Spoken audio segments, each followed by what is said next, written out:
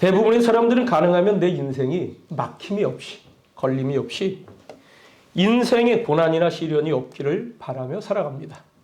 하지만 실제로는 난관 없는 인생이 그리 흔치가 않습니다.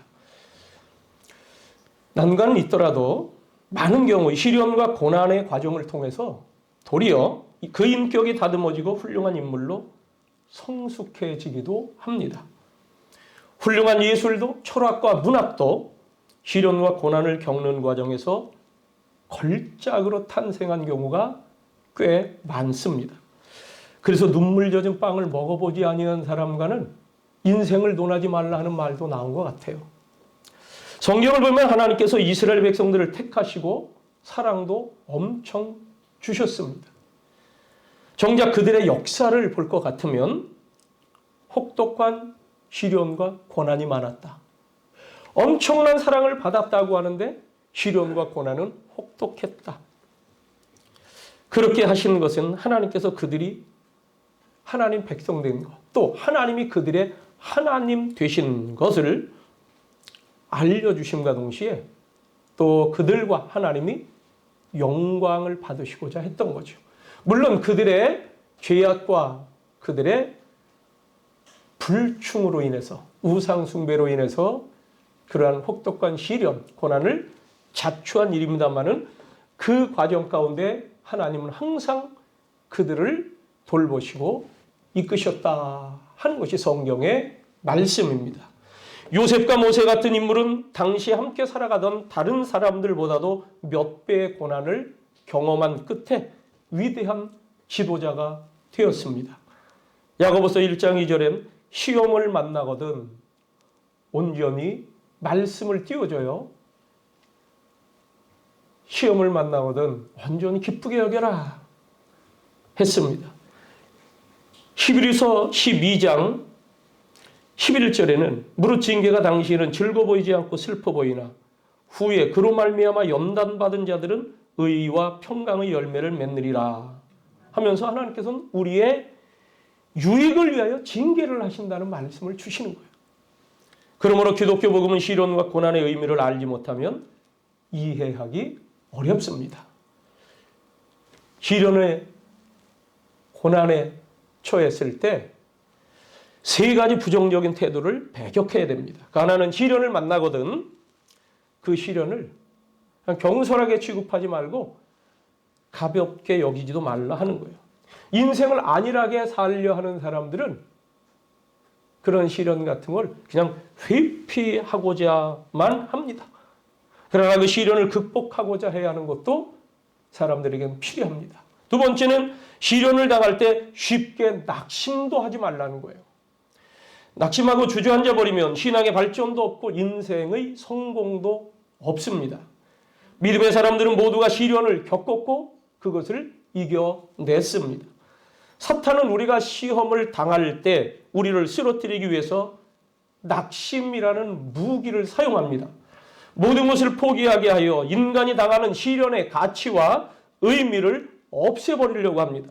성경은 여호와를 경외하는 자에게는 형통함을 주신다고 했는데 이 성경에서 얘기하는 형통이 모든 일이 술술술 풀리고 어떤 일이 그냥 순조롭게 되어가는 것을 말하는 것이 아닙니다. 성경이 말하는 형통이란 방해와 장애물이 있어도 그것을 돌파해 나가는 것을 형통이라고 하는 겁니다. 그러므로 시련이 닥칠 때 쉽게 포기하지 마십시오. 셋째, 시련이나 환난이 닥칠 때 악하게 대응하지 말라는 말입니다. 흔히 시련이 오면 사람은 악해지기 쉽습니다. 이판사판 너 죽고 나 죽자 합니다. 허무주의에 빠지기도 하고 회의론자가 되기도 합니다. 뭐 인생 별것 아니고 먼지 같고 티끌 같은데 뭐 이렇게 하면 문제가 생기죠. 그러다가 심지어는 이렇게 살아서 뭐하냐 하며 극단적인 선택을 해가는 사람이 될 수가 있습니다. 게다가 그 시련의 기간이 길어지면 더욱 그럴 가능성이 많습니다. 이와 비슷한 얘기로 오랜 병고 안에 효자 없다는 말이 있죠. 부모님을 잘 봉양하고 부모님이 연로하시고 병들어서 모시다가 이 병이 고친다고 해봐도 병원에서 치료도 못하고 그게 몇 년 가다 보면 너무너무 힘들다 보니까 별 생각을 다 하죠. 교회와 성도 입장에서 볼 때 앞뒤가 꽉 막힌 것 같은 요즘 다윗을 통해 주시는 하나님의 말씀을 듣고자 합니다. 오늘 말씀 제목은 다윗의 일편단심입니다. 일편단심. 문자적으로 보면 한 조각의 붉은 마음이라고 하는 거예요. 이로부터 우리의 그 선조들은 이 붉은 마음을 충절을 표현하는 단어로 썼어요. 변치 않는 마음, 이것을 일편단심이라고 이 얘기를 하는 겁니다. 성경 말씀이 근거해서 다윗의 일편단심, 그의 일편단심, 그의 변치 않는 마음은 하나님을 향한 마음이었습니다. 오늘 그 마음을 우리에게 구하고자 합니다. 오늘 말씀 역대상 22장 7절에 보면 다윗은 하나님을 위해 성전을 건축하고자 하는 마음이 있었습니다. 그 마음을 표현을 했어요. 나단 선지자에게 얘기를 했어요. 하나님께 성전 좀 지어드리고 싶습니다. 그런데 하나님은 그것을 거절하셨어요. 거절 이유는 이렇습니다. 다윗아, 너는 크게 전쟁하여 피를 많이 흘렸다. 오늘 8절의 말씀인데요.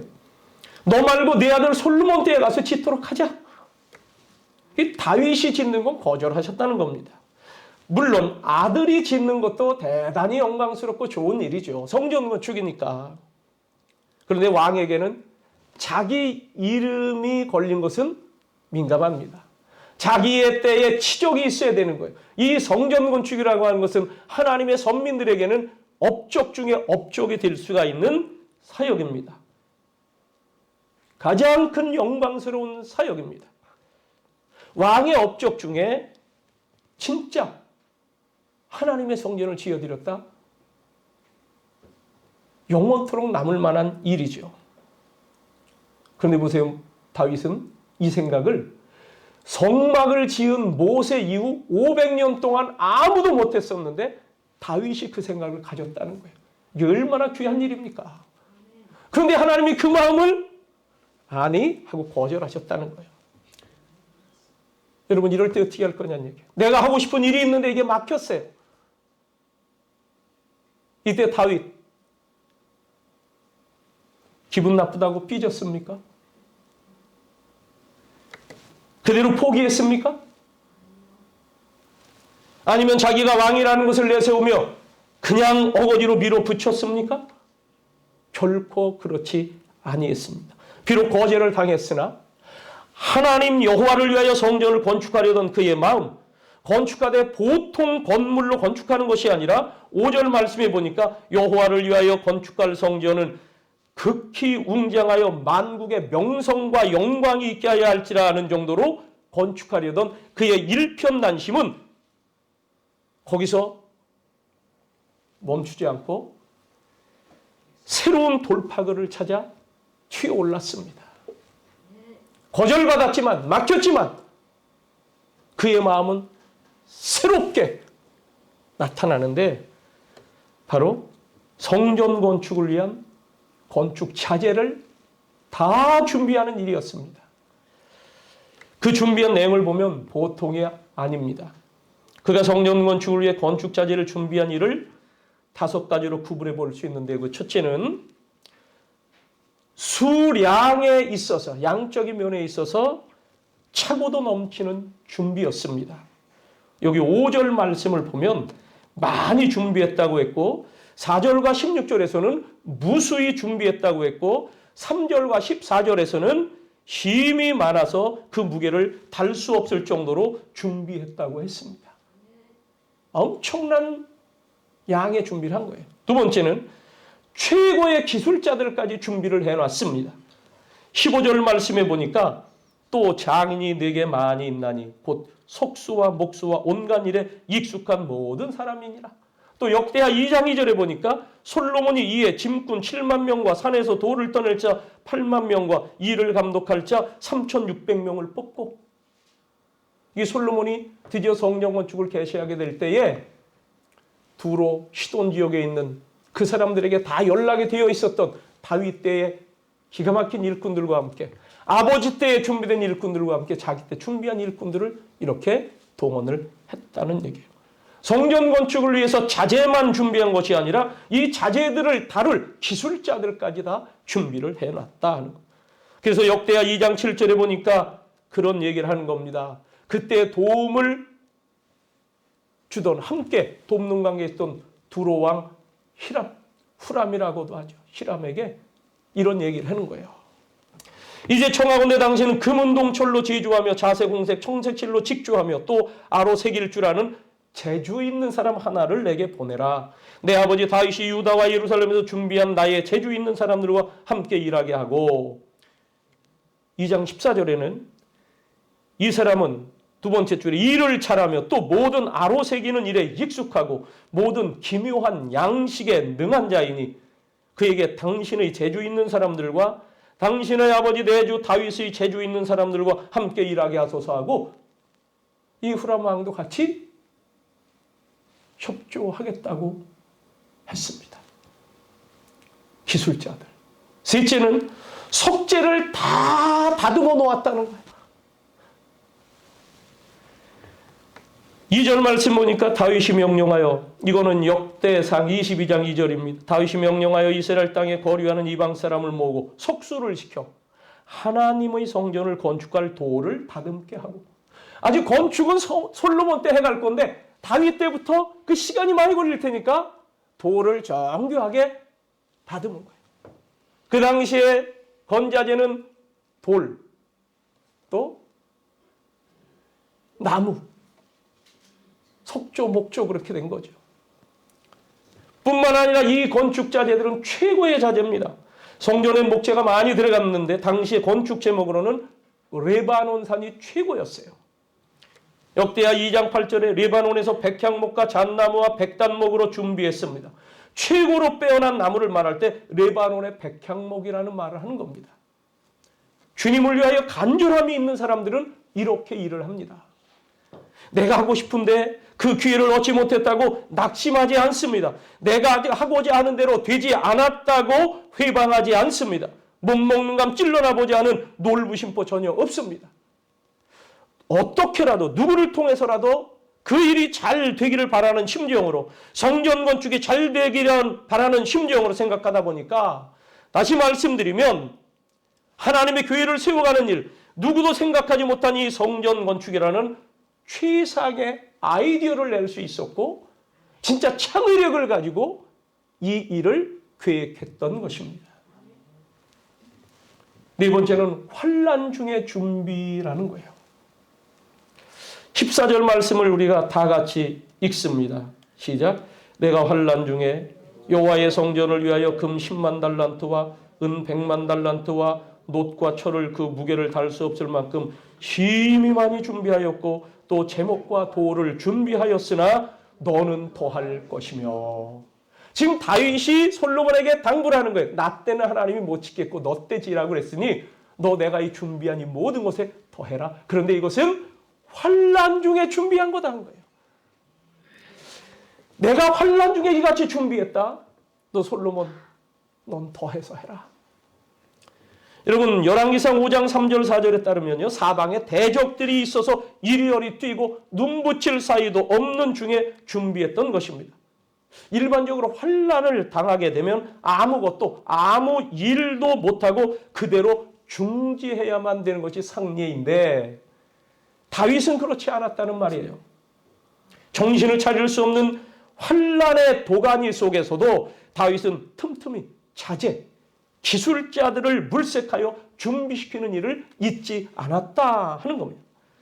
비록 성전 건축은 거절당했지만 그 재료를 준비하되 평안할 때 준비를 해도 귀한 일인데 다윗은 환난 중에 준비했다고 하니 이 얼마나 귀한 일이냐 하는 겁니다. 일편단심 하나님을 향한 마음이 작용된 줄로 믿습니다. 다섯 번째는 힘을 다해 준비한 거예요. 역대상 29장 2절을 보면 다윗이 이런 계획을 다 백성들에게도 얘기해놓고 이제 준비도 다 됐고 하나님께 들어가서 평안한 중에 기도하는 거예요. 거기 보면 다윗이 하나님의 전을 위해 힘을 다하여 준비했다고 합니다. 본디 다윗은 하나님의 일을 위하는 일이라면 무슨 일이고 힘을 다하는 습관이 있었습니다. 선한 마음으로 힘을 다해서. 그러기에 사무엘하 6장 14절에 보면 다윗이 하나님의 법궤를 찾아내서 예루살렘으로 법궤를 모시고 올 때 여호와 앞에서 춤을 추잖아요. 너무 기쁘고 감사해서 찬양을 하며 춤추며 하나님께 영광을 돌리는데 그만 힘을 다하여 춤을 추다가 찬양을 하다가 옷이 끌러져 벗겨지는 것도 모르고 춤을 췄다 할 정도예요. 그런 다윗이 하나님의 성전을 위해서 힘을 다하여 준비한다는 것 당연한 일입니다. 앞에 말씀드린 대로 성전 건축을 위하여 그 수량에 있어서 엄청난 많은 준비했다는 그건 역시 그가 힘을 다하여 준비했다는 결과입니다. 여러분 힘이 들어도 생활이 어려워도 그때 해야 할 일을 꼭 하시기를 주의 이름으로 축원합니다. 다윗은 혼란 중에 이렇게까지 했는데 하나님은 어찌하여 내 마음을 받아주지 않으시는가 하는 따위의 생각을 하지 않았습니다. 가랑비가 내리면 게으른 사람들은 아유 꼭 일 못하게 비가 내리네 이렇게 얘기를 해요. 그러나 부지런한 사람은 야 일하기 또 알맞게 비가 내린다 얘기를 하는 거예요. 게으른 사람들은 가랑비를 핑계대고 일 안 할 궁리를 찾지만 부지런한 사람은 그 마음이 간절하여 가랑비일지라도 그것이 축복의 단비다 여기며 도리어 더 부지런히 일합니다. 다윗의 일편단심과 같은 마음이죠. 그러면 다윗은 어떻게 이런 마음의 소유자가 되었을까? 일편단심 하나님 어떻게 이런 마음이 그에게 들어왔을까? 오늘 또 한 곳의 말씀인 사도행전 7장 46절을 보면 다윗이 하나님 앞에서 은혜를 받아 야곱의 집을 위하여 하나님의 처소를 준비하게 하여 달라고 하더니 여러분 은혜를 받아서 하나님의 은혜를 받아서 그랬다는 거예요. 하나님을 위해 성전을 건축하고자 했던 그 아름다운 마음 배후에는 다윗의 마음에서만 나온 것이 아니라 하나님의 은혜를 받다 보니까 그 마음이 일어났다는 것입니다. 여러분 이 은혜 받으시기를 주의 이름으로 축원합니다.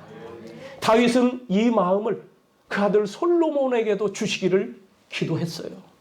그래서 성전 건축할 솔로몬에게 그 간절함으로 이르는 당부의 말이 오늘 본문 역대상 22장 12절 11절부터 12절 말씀입니다. 이제 내 아들아 여호와께서 너와 함께 계시기를 원하며 네가 형통하여 여호와께서 네게 대하여 말씀하신 대로 네 하나님 여호와의 성전을 건축하며 여호와께서 네게 지혜와 총명을 주사 네게 이스라엘을 다스리게 하시고 네 하나님 여호와의 율법을 지키게 하시기를 더욱 원하노라. 성전 짓고 그걸 꼭 이루며 하나님 말씀대로 살아 너 복을 받도록 해라.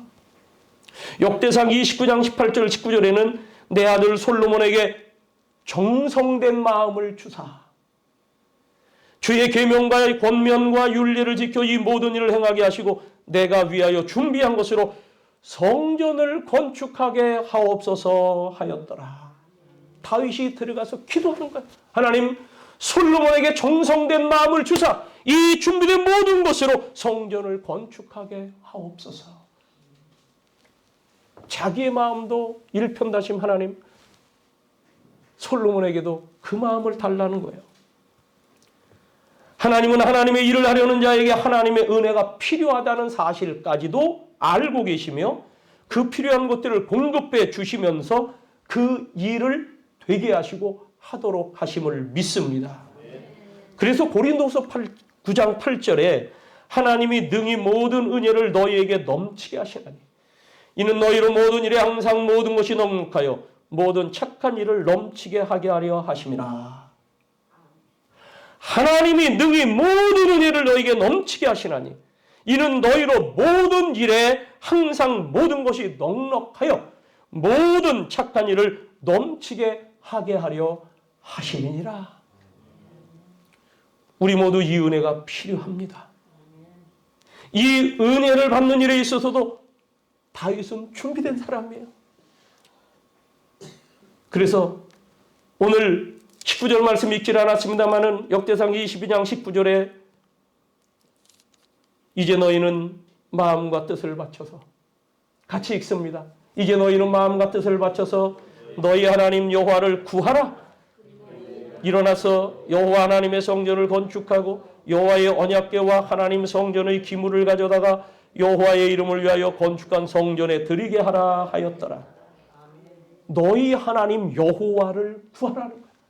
하나님을 구하라. 그 마음을 우리에게 주실 하나님. 사랑하는 성산 성도 여러분, 은혜를 구하시고 이 은혜 받으시기를 주의 이름으로 축원합니다.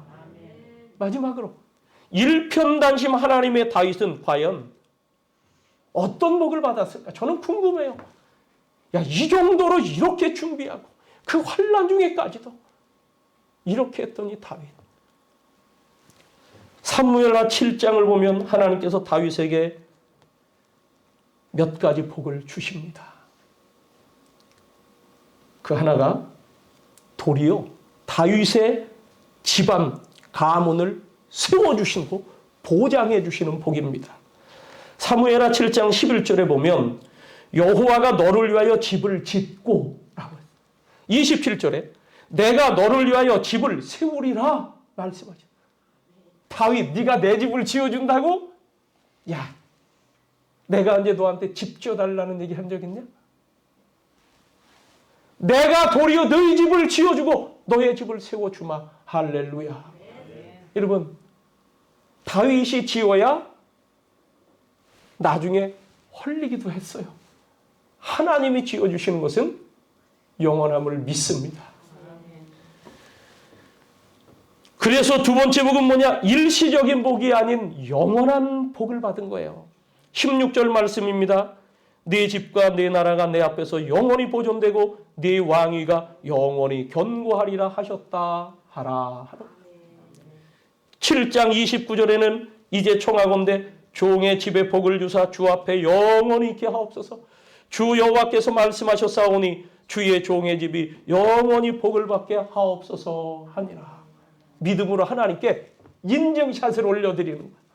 이건 액자에도 많이 새겨져서 집집마다 걸기도 하죠. 영원한 복. 세 번째는 메시아 가문이 되는 복입니다. 그 후대 그 가문에서 메시아 예수 그리스도께서 탄생하셨습니다. 그래서 이 7장 14절 사무엘하 7장 14절의 말씀 그 아들을 히브리서 1장 5절에서는 그 아들을 예수님이라고 해석을 했습니다. 히브리서의 말씀이니까 신약 성경 첫머리 마태복음 1장 1절에는 아브라함과 다윗의 자손 예수 그리스도의 세계라고 계보라고 얘기를 하고 있습니다. 네 번째, 다윗을 존귀한 자로 높여주셨다는 거예요. 사무엘하 7장 9절 다 같이 읽어봅니다. 네가 가는 모든 곳에서 내가 너와 함께 있어 네 모든 원수를 네 앞에서 멸하였은즉 땅에서 위대한 자들의 이름같이 네 이름을 위대하게 만들어 주리라. 이대로 해주셨습니다. 그래서 사무엘하 23장 1절에 보면 성령의 감동 가운데서 다윗이 시적인 고백을 하는데 높이 세워진 자라고 얘기를 해요. 자기는 스스로 높아진 자가 아니야. 자기가 잘나서 높아진 자가 아니에요. 하나님께서 나를 높이 세워주셨다. 나 저 베들레헴 산골짜기의 목동이었는데 그 양우리에서 나를 뽑아다가 이 백성의 왕의 자리에 이끌어 올리셨다. 아버지 다윗으로부터 믿음과 말씀을 전수받은 솔로몬은 하나님께 대하여 이런 고백을 합니다. 역대하 2장 5절 6절에 보면 내가 건축하고자 하는 성전은 크니 우리의 하나님은 모든 신들보다 크심이라. 누가 능히 하나님을 위하여 성전을 건축하리요? 하늘과 하늘들이라도 하늘과 하늘들의 하늘들이라도 주를 용납하지 못하겠거든. 내가 누구이기에 어찌 능히 그를 위하여 성전을 건축하리요? 그 앞에 분향하려 할 따름이니이다. 이 성전 건축 내가 하는 게 아니라는 거예요. 그럼 그걸 누가 하는 겁니까? 하나님께서 하게 하신다는 거예요. 이렇게 하나님을 높였더니 약속하신 대로 하나님은 이들을 높여 주셨습니다. 여러분, 하나님은 심은 대로 거두게 하십니다. 사실 다윗이 성전을 건축하고자 하는 마음은 원래부터 있었어요. 언제부턴가 있었어요. 다들 모여서 하나님의 성전에서 찬양점 드리고 싶다. 마음껏 영광의 예배를 드리고 싶다. 이게 있었기에 그는 시편에 보면 우리가 하나님의 전으로 여호와의 전으로 올라가자 할 때 내가 앞장서 그 일을 했다는 고백을 합니다. 그때가 행복했다는 얘기를 하는 거예요. 사울에게 쫓겨다닐 때도 그걸 상상하며 항상 우리가 성소에 가서 하나님 찬양할 때를 좋아했다는 거예요. 그랬던 그 마음을 실제로 드러낸 것은 사실 여호와께서 주위의 모든 원수를 무찌르사 왕으로 궁에 편안히 살게 하신 때의 일입니다. 그게 사무엘하 7장 1절의 말씀이에요. 궁에 여호와께서 주위의 모든 원수를 무찌르사 그 왕 다윗 왕으로 궁에 평안히 살게 하신 때에 선지자를 불러서 선지자님, 제가 성전 건축 좀 해드리고 싶습니다. 이거를 얘기를 했던 겁니다. 여러분, 하고 싶을 때 많이 헌신하시길 주의 이름으로 축원합니다. 평소에도 잘하시고요. 있을 때 잘하라는 세상 말도 있습니다만은 여러분, 평안할 때 일이 잘 되어간다 싶을 때 많이 심으십시오. 다윗이 성전을 건축하고자 하는 이 일편단심으로 모든 것을 준비한 것처럼 여러분도 하나님께 심으시기를 바랍니다. 네 보화를 하늘에 쌓아두라. 거기는 동록이 해하지 못해. 도적이 뚫고 들어오질 못하는 곳이라고 했어요. 개인 경건 생활과 함께 시간과 재물과 헌금과 헌신과 봉사와 선한 마음, 기도, 축복, 선행, 경건 생활, 성도의 교제 등등등 하나님께서 좋아하실 만한 것들을 뭔가 생각하시면서 살아가며 그대로 주를 향하여 행동도 하시고 생각도 올려드리고 기도도 하고 감사도 하고 찬송도 하시기를 바랍니다. 시련의 때에 힘들 때에도 하나님께 심으십시오. 2021년도 우리 성산교회 표어는 골로새서 2장 7절 말씀에 근거하여 성령 충만하여 주 안에 뿌리를 박으며 믿음에 굳게 서서 감사함을 넘치게 하라입니다. 요즘처럼 세상이 교회를 탓하고 조롱하는 때 하나님을 외면하지 마시기 바랍니다. 예배한다고 우리를 탓하는 저들의 소리에 마음 흔들리지 않기를 바랍니다. 교회를 외면하지 말고 일편단심 하나님의 영광을 위하여 살아보세요. 때가 되면 하나님께서 모든 삶의 가정 속에 이 다윗에게 허락하셨던 놀라운 복들을 반드시 보여주시고 허락하시리라 믿습니다. 기도하겠습니다.